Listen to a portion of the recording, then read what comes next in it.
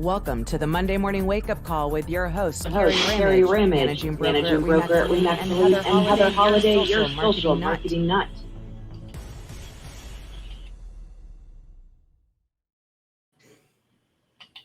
Not sure what happened with that. I think it automatically, so you were talking and I'm trying to go live so we can hear everything you're saying.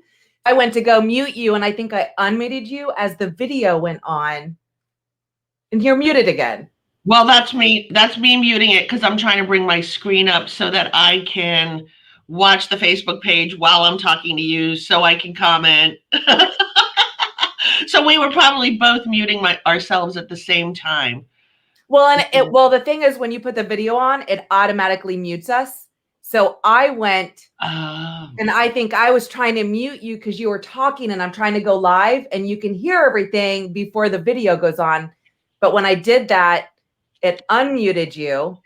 So we have a duplicate of the intro. We have like an echo from. Oh, gotcha. Well, and it's like, it's a learning curve every day, everyone. We keep talking about how video is out of everybody's comfort zone so much, and certainly it is completely out of ours. And so every day, every time we do something, it's like a new thing. It's like, oh, wait, okay, so don't touch the mute button when we're going live because Heather's handling it. Well, no, it automatically does it. And yeah, so learning, live and learn, because I needed you to stop talking so we could go live. Everything. And it just gets me, because we mentioned this on Thursday's show, is the one time I had Sue on and I didn't explain the process. If I put on the thumbnail for YouTube, because that'll help me when I upload it to YouTube later. Right. Just automatically have what I wanted to show. And then I put the video on and that all I heard was, Heather, where'd you go? Like, because you can hear that part before the video, so you can still hear us. Oh, all that fun stuff. But it's always something, and it is progress, not perfection. We're learning as we go. I mean, it's been fun though. I mean, yes, it has been fun. It's totally been fun. And we have, a lot of people watching, which is really cool. And people from different parts of the country, which is even more fun. And even people within our own community that are watching. So that's fun too. So. And you are trying to multitask. I am. I'm typing and yeah. Talking. Yeah. Awesome. So today's show is pretty I'm trying to think of the last time we've been in a market like this. And was that around like 2005, 2006 when it was so crazy. It was almost sad for like the first time home buyers. I think at the time we had a ton of investors. So it was like cash offer, didn't need financing, don't care about, it's as is, whereas we don't care. Make up your own price because it'll just happen. I feel like we're almost there, but luckily it's not in that crazy bubble because I do believe correct. The users are keeping it in track, keeping on check or whatnot. Correct. I agree. I don't think we're going to have that huge bubble that we had back then. But it's funny because Kelly was the first person to say good morning. And over the weekend, we were talking about how a property after being on the market for a year now has multiple offers. And she had made a post about it and I commented, if it didn't happen to me, I wouldn't have believed it. But I had 2 listings, which I'm embarrassed to say were on the market for a year, but the sellers wanted the price they wanted and they were not negotiating and they were not coming off that price. So it took a long time to get them the money they wanted and get it under contract. And with both houses, after almost a year of being on the market, we had multiple offers. I mean, it's insane. How do you go back to 2 buyer's agents and say multiple offers on this house that's been sitting here for a year? It feels like you're telling a fib, but you're not, I mean, and there wasn't like a price reduction or anything like that, just out of the blue, sitting there for a year, nothing's changed. And all of a sudden you have the same. I mean, there's nothing on the market. I mean, that's really why I ended up getting my own little she shed was I didn't want to have to buy in this market. A bigger house, There's right? nothing Yeah. there. Yeah. I mean, it's really, there's nothing there. And I know some people are having appraisals issues, but I have I had one appraisal issue. But again, it's like the house got bid up so high over asking price that I think those buyers were banking on it not appraising, but it was such a the seller still got more than asking price. So like I said to him, so you didn't get 40,000 more than asking, you got 20,000. That's not a bad thing, So but it's been crazy, totally crazy. So the first thing is make sure you're getting your buyers pre-approved. Make sure that they are talking to a lender and that letter is ready to go when you're ready to make that offer. There's no time for wasting here. You find that house and you want to put that offer in. Another thing that's been happening a lot lately, and it's happened to me both ways as representing a buyer and representing a seller, is in both cases, the lender called the listing agent directly to explain to the listing agent the process that they use to pre-approve a client, so that the listing agent knew that they saw the pay stubs, they ran the credit, they saw the tax returns. And in both, so when I had the buyer, the lender, messaged me and said, let me know as soon as you send the offer, and then I'll call and talk to the listing agent. And then I had a listing, and over the weekend, an old friend, Christopher Goodman, reached out to me and was like, I'm representing the buyer. He's whatever. So I think that also is another help in getting your buyer to be noticed, as well, and I've had good deals with online lenders or out of area lenders, but generally in Brevard County, as a rule, most listing agents and their sellers prefer that you use somebody local. And the reason for that, so people understand, that local person has a reputation that they need to upkeep. So they're not just willy-nilly giving out pre-qualification letters. They're making sure these people are pre-qualified, that they are checking their bank statements, their tax returns, their pay stubs, their credit before they're issuing that letter. Because if they start issuing a bunch of letters to a bunch of buyers and then those buyers can't close because they didn't properly qualify them, that's their reputation, And so when you're talking to someone behind the internet that's in another state that doesn't understand Florida, or specifically even Brevard County and how we work, it makes the listing agent feel a little uneasy about that buyer and their viability. So that's also important. And certainly sometimes you have buyers that are married to whoever, and I don't mean really married to, but they're married to the lender that they've chosen. And certainly that's their prerogative to choose. But I always like to let the buyers know listing agents are looking at it and they want to see a name that they recognize, they know, and trust who's doing the pre-qualifying. Especially in a market that they're in now, when you're competing against multiple offers, if there is financing on all of the different offers, seeing a name that you trust, like, oh, well, because I know even when it was crazy like that, we basically said, like, you had to get a pre-approval from XYZ, even if you didn't use them, because we knew, like, if they could do it, anybody could do it. And it was, that's just basically how that listing agent handled it, was because you would have that was back in the time when everybody's cousin's mother's brother was a lender from anywhere. And, it's like, we don't want to use, if you can use whoever you want, but we want you to at least get pre-approved from this local lender. Right. Because then we know you're actually pre-approved, because everybody was using, back then it was, I swear everybody was a lender and everybody knew a lender. I guess just like an agent. Right. So Cindy's asking if we have any tips for VA loan buyers. And, it hurts my heart when people are anti-VA loan. And I will tell you this. I remember in 2006, I did my very first VA loan. And at the time, I had no idea. They always got a bad rap, and things were much different back then. People didn't use their VA benefit as much, or I don't really know why. And I remember I went to my broker, and my broker was like, I've never even done a VA loan. But now, especially here in, I don't know about where you are in Seattle, Cindy, but here in Brevard County, where we are, we have Patrick Air Force Base. We have a huge military. Like they have military because that is where my nephew is. Oh, is he in there? Okay, so they do too. We have a huge military and retired military. So I always encourage listing agents and buyer's agents to really understand about VA loans. And so if you don't, especially as a listing agent, call your lender and have them walk you through it. Because honestly, in these days, back in the old days, it was like, oh, they want too many repairs. The VA appraiser would knock out repairs.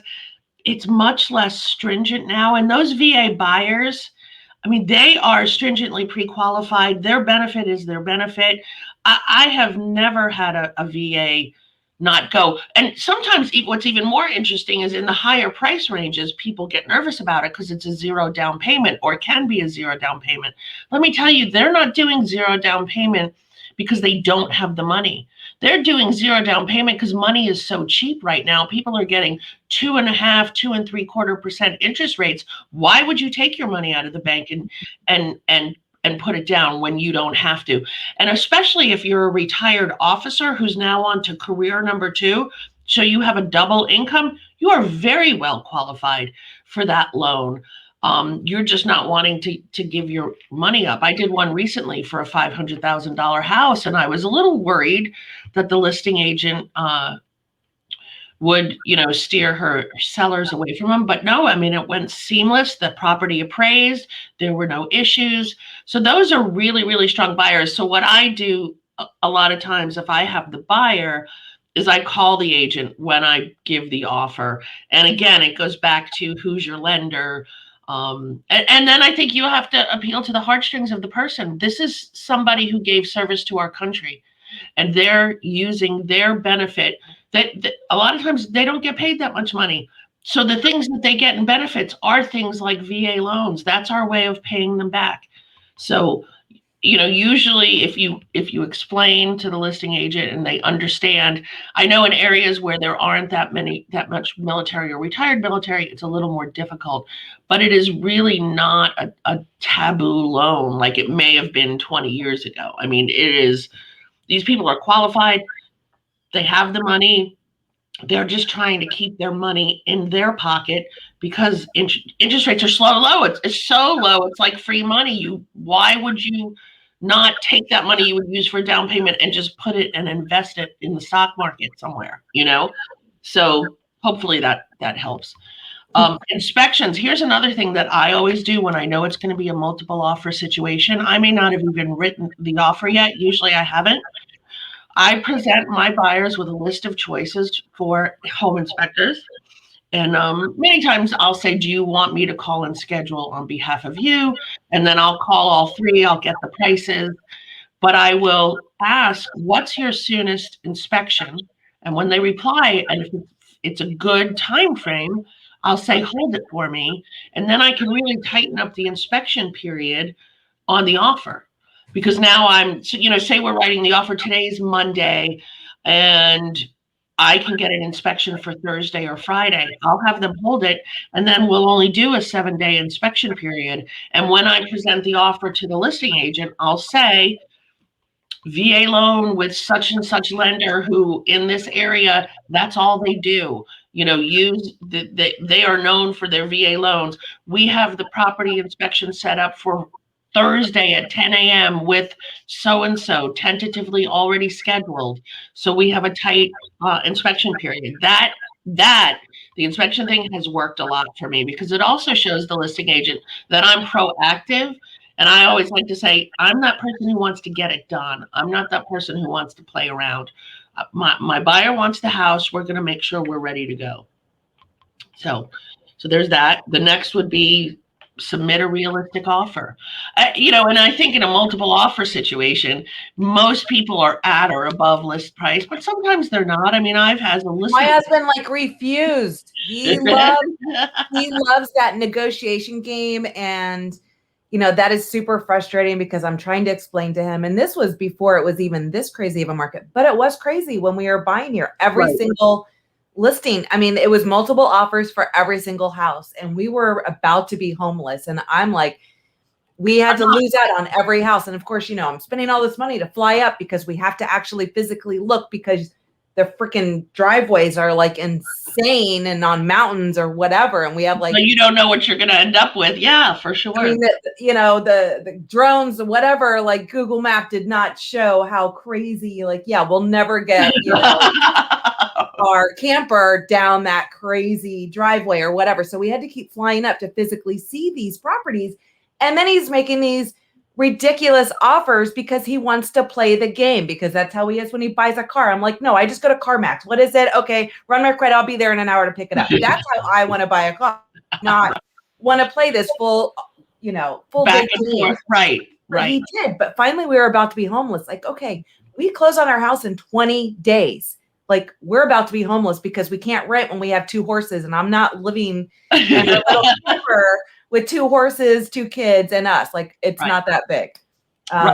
Right. So it's hard. When you have to, and sometimes it takes a buyer 1 or 2 times of losing before they finally get it. And I understand that. They have to get their feet wet. They have to, make sure that they feel like they're doing the right thing. But write a realistic offer. If there's going to be multiple offers, 10,000 below list price on multiple offers is not probably going to win you the deal. It's just not. So as realistic a price as you can possibly do. Don't ask for things that are not included. If the listing says doesn't have the washer and dryer included, don't ask for it. Don't ask for the boat with the house. Don't ask for the second fridge in the garage or the golf cart or, whatever it is. There are times when those things are being offered, but don't ask for it if you're in a multiple offer situation. So Sandra, in Florida, so what's super great about Florida, honestly, and that's why I say why we like local lenders, we write the contracts here. So the contract is a pre-written form where we literally fill in the blanks. We're not a lawyer state. We use one title company. And so when we write the contract, we write it with the closing date, and that's the closing date. So my favorite is when we get people from the Northeast who are like, 2 weeks in, they'll go, do we know when we're closing? And I'm like, yes, the day I told you when we wrote the contract is when we're closing. So here for VA, depending on the lender, 30 to 45 days. Which is awesome. I mean, so we're, doing closings here. I even had one, this was not VA, but again, where the lender called the list agent, we were multiple offers. And the lender told me, when you're writing the contract, write it for 21 days because I can get it closed in 21 days. And I did that, but I also let the seller and the listing agent know that my buyer was totally flexible. And the seller actually wanted to close in 60 days because they're out of the country. They needed to come, empty the house, the whole thing. But so yes, we close them quick here. It's and that was another good point, is being flexible on your closing date. Yes. Or letting them know you are, because I've noticed, like, if it was, when we ended up having to buy, we had to go to a vacant house. We couldn't write offers because we were so like, because you needed to close so quickly, right? So we did have one that we really liked, but they wanted like months and months. And I'm like, do you actually want to close? Because they had a tenant in there. It was just, we knew that wasn't going to end up working. So we knew then, like, okay, we can only look at vacant houses because we know a quick close will be super appealing to an empty house versus we can't. Now we're past the point. Thank you, hubby, for writing ridiculous offers and putting us in this situation. But, we knew we had to find a vacant house because a quick close would be super appealing in the multiple offer situation. So, but being able to accommodate the seller's needs on when they need to, that's one of your other good points. Yeah, that's a good one. I mean, always, whenever I send the offer, I write a whole thing of, home inspection pre-scheduled for this day. We can close on as soon as this day, but we are open until, however many months out, The other thing is don't ask for closing or concessions that you don't need. Yeah, and so for the people who are listening that are not in Central Florida, where we are is different than other parts of the state, the seller pays the seller's closing title and doc stamps on the sale, and the buyer pays the buyer's title. So a lot of times it's common for the buyer to ask for the seller to contribute towards their closing costs. That's common on FHA and sometimes on VA, but sometimes we'll have a conventional buyer who's asking for closing costs. Then that just makes them seem not very well qualified because they don't have the extra cash to close. So if you're in a competitive market, don't ask for those things. Another thing here, which I remember when I bought my house in Connecticut, I was moving from Georgia to Connecticut, and I made a lot of money on my Georgia house. But I didn't have money in savings. So when we wrote the offer for Connecticut, in Connecticut, you put your whole deposit down in the beginning, or at least at that time you did. So in other words, I was putting $40,000 down. You would put binder money, which was like $1,000 at the time. But then your down payment, you didn't pay it at closing. You paid it like 2 weeks into the contract. And I was like, I can't do that. My money is rolled into my house. Here in Florida, and it was that way in Georgia at the time, it could be different now, we don't put tons of money into escrow because generally if you cancel because of inspection or your loan doesn't get approved, the buyer's getting that money back anyway. So, but if you're in a multiple offer situation, $1,000 in escrow isn't going to cut it. So what I also do is, depending on the price point of the house, I do, $1,000 up front and then another whatever, $4,000, $2,500, depending on the buyer, $8,000, depending on the buyer and the price point after home inspections. So that makes your offer. It makes you seem a lot more serious in going through with it. Right. Sure. Right. It shows that you do have money in the bank and that you're serious. And then another thing I would say is the inspections, because I still hear a lot about this is, you're on an as-is contract, you do an inspection, and then you're going to go and nitpick everything. Like, yeah. So I saw a post this morning in one of the groups I'm in, Lab Coat Agents, and the person was asking, how many things do you ask for in an as-is contract? And the person had mentioned stains in a carpet that won't come out. Well, I think you saw those stains in the carpet that won't come out when you showed the property. I don't think you need a home inspection. So if that's something you wanted money for, you should have built that into the offer at the get-go. The only things that you should be asking for after an inspection, if you're even asking, are things that are hazards or major systems that maybe you thought the HVAC was 5 years old and it's really 15 years old, which in Florida is a dinosaur, or the roof. Nobody knew what the roof was. And now now that the inspector has gotten on the roof, and again, there could have been a time when we weren't doing permits because during hurricane times, when so many people need roofs, they lift the permit. So you don't have to get one. So now it's just up to the inspector to determine the life of the roof.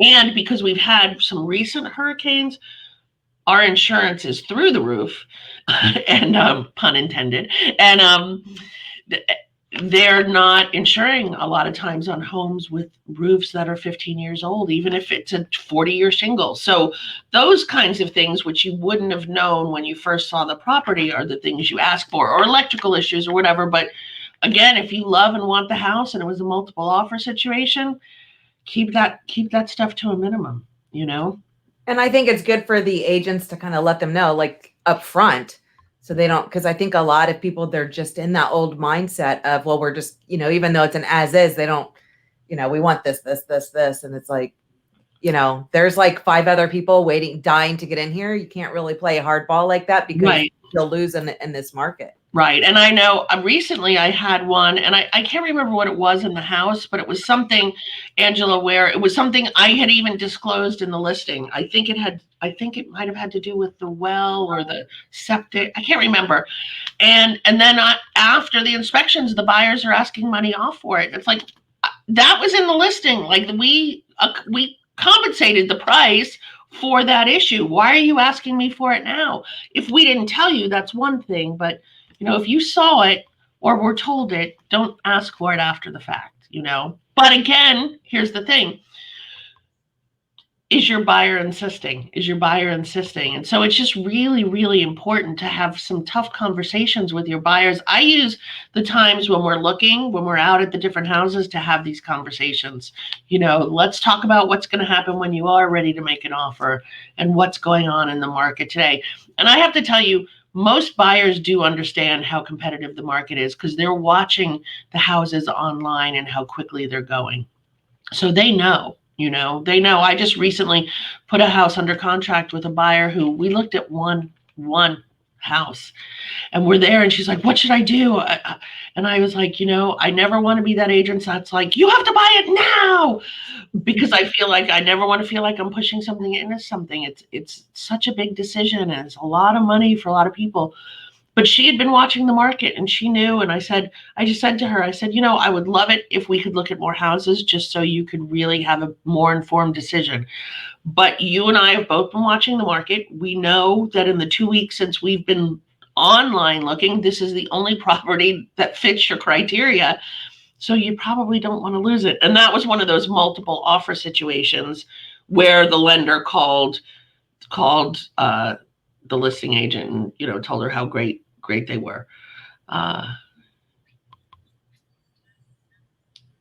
Right. Exactly, Angela. That's the other thing, and it's like, I had a deal fall apart recently. We had multiple offers and the buyer, after inspection, that's what it was. I had this house, old Melbourne, built in 1957. It had a little workshop in the back and a second garage that were unpermitted. I disclosed that in the listing. In those instances, in Florida, you can sell properties like that. Other states have different rules than we do. Here, we're a little Wild West-ish, as you can. Nothing like here in Tennessee. When we got anything, it's like, well, don't we need a permit for this? Or like, well, I'm sure if you went to the county, they'd take your money, but no. So I had that in the listing, and then after the inspection, they're coming back telling me that it all needs to be demoed because there's no permit. I told you there was no permit. You should have. And so I think they thought we were going to come off the price, and we canceled the contract. And now we're under contract with the next buyer, who was one of the 7 offers that we got. And this guy, he's the guy. He loves this house. He wants the workshop. He wants the extra garage. He gets the value in that.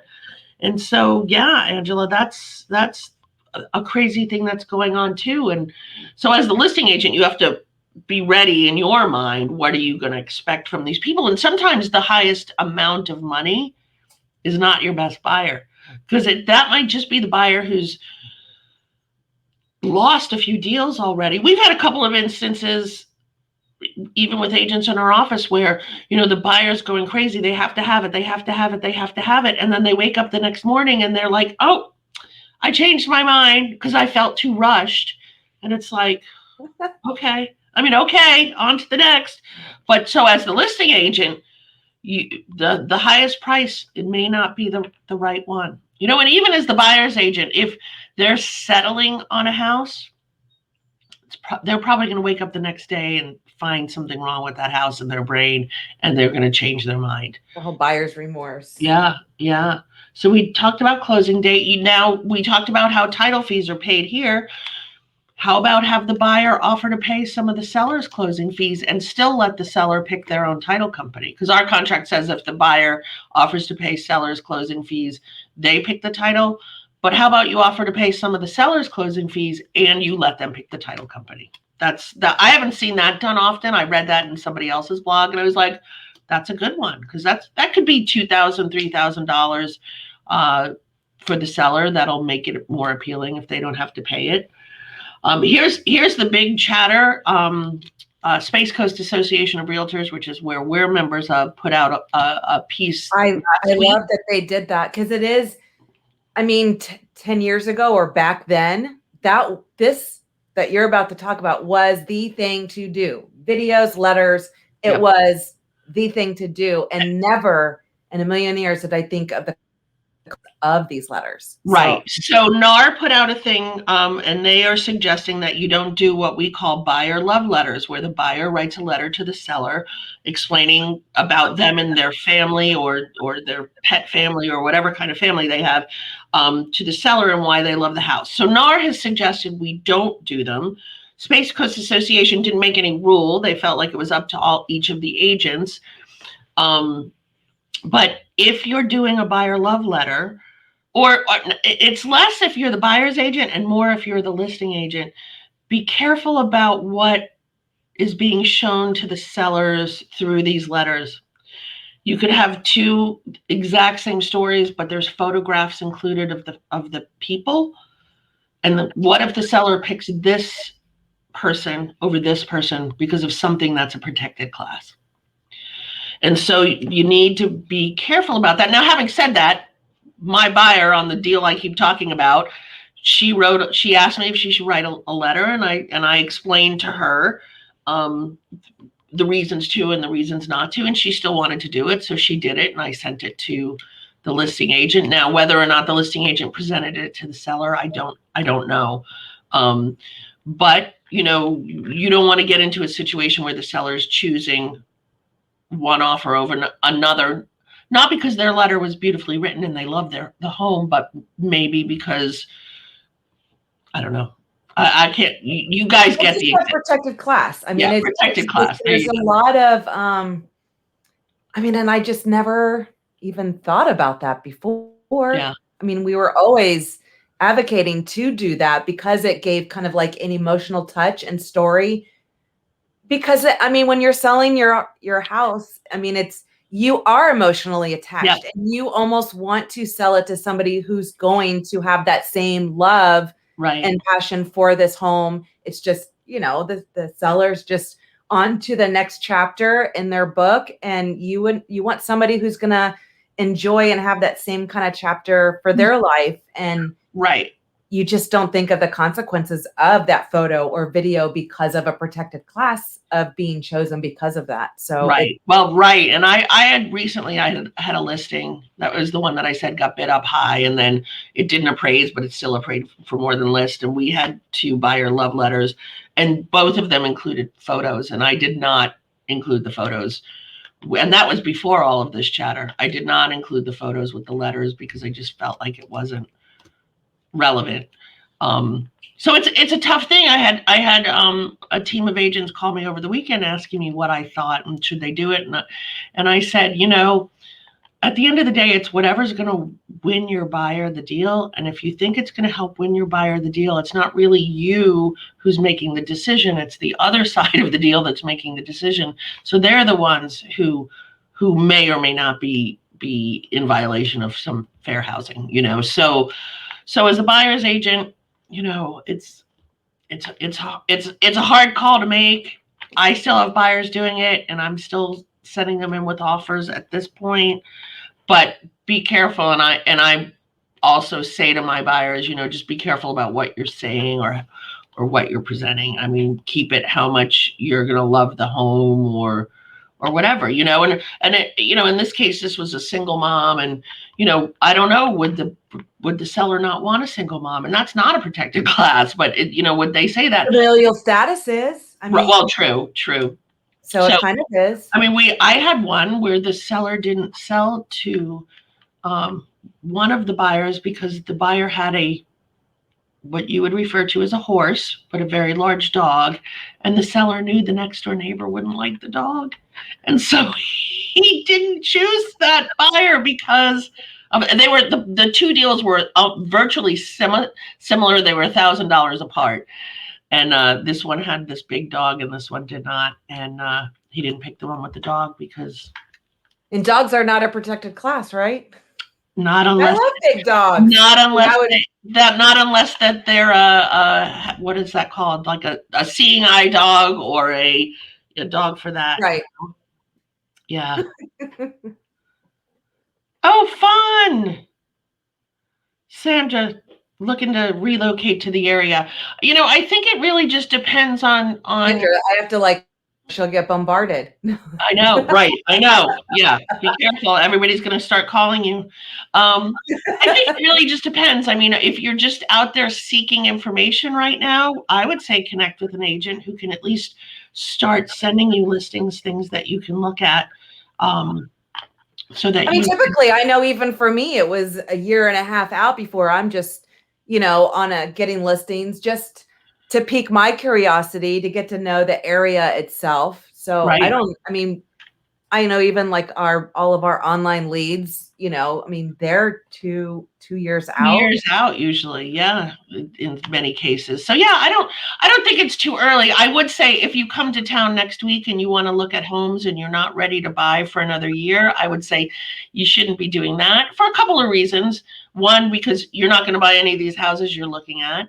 Put yourself in that seller's shoes, opening up their home to someone who's not even ready to buy, and that's taking people away from their home. But I would say, sure, make a connection now with somebody. We have 5 offices here in Brevard County with 96 agents right now, I think. So lots of good choices. Everybody is a full-time, hardworking, award-winning agent at our office. So that's, there's my sales pitch. And we love our VA buyers for sure, or at least, Absolutely. So do you have the weekly activity on what we do? I do. I have it up on my screen today.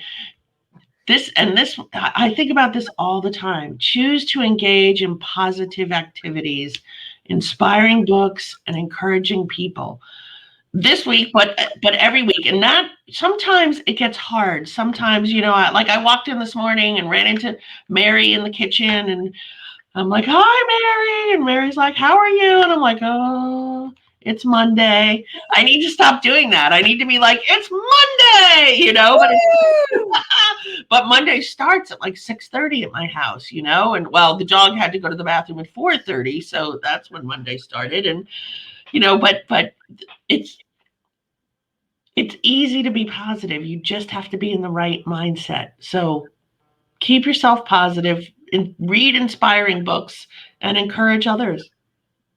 No, for sure. And then let's see, the words of wisdom is if we did all the things we're capable of, we would astound ourselves, which I thought was pretty good because we're always just like this. We're always trying new things. And I think it's all about getting out of our comfort zone for sure. I think that's the hardest part, but it's where you're going to find the magic and the growth, and everything else is just stepping out of that comfort zone.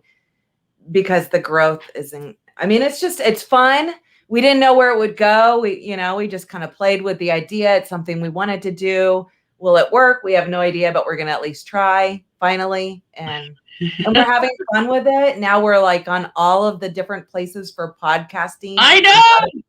It's super exciting, actually. So I know. So we just got our own Instagram, Facebook page, YouTube channel. So all these will be uploaded onto that.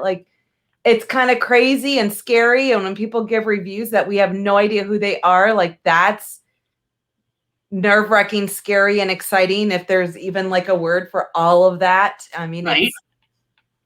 I don't know, but we're just going for it. And exactly. I see a lot of others that are inspired by what we're doing. And now they're taking that step to do it. And I think that's awesome because you bring something of value to the tribe. I'm always talking about that, but I think when you're coming from a place of value, you can never go wrong.